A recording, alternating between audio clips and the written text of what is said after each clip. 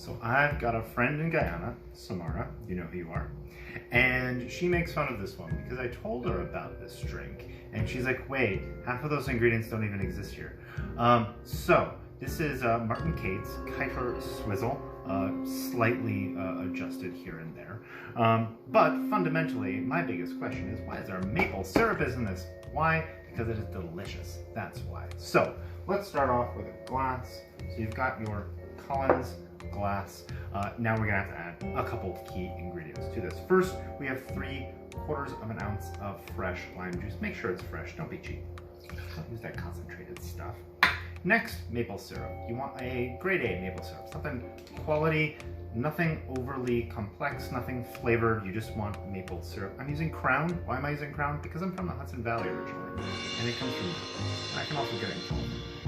So, 1/2 ounce of that. Don't want to use maple syrup, just use simple syrup. Why not? So that is going to go into our glass.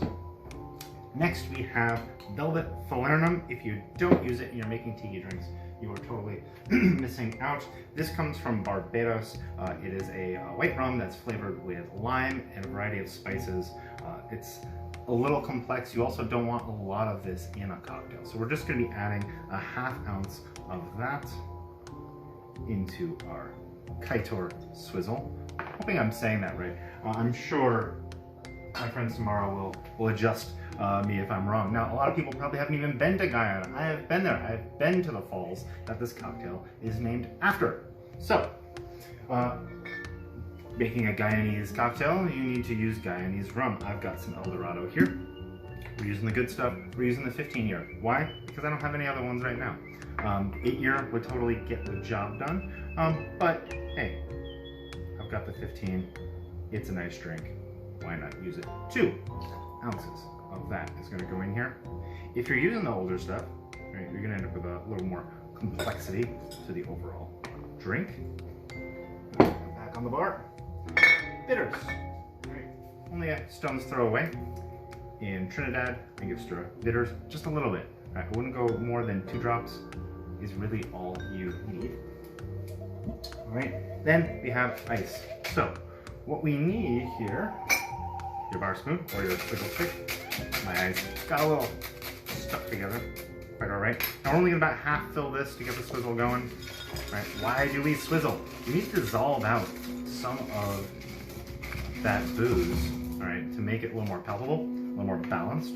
So bar spooning, swizzle. Could you use a proper swizzle stick? You could.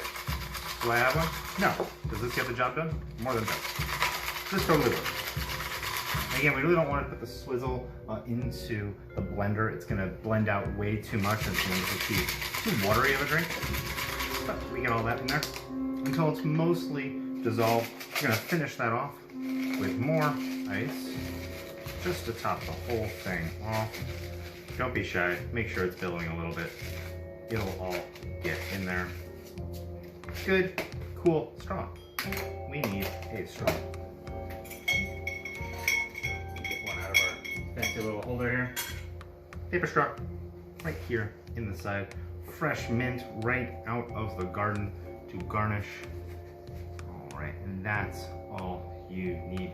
Kaieteur, Swizzle, Samara, feel free. Make fun of me in the chat. Thank you. Delicious.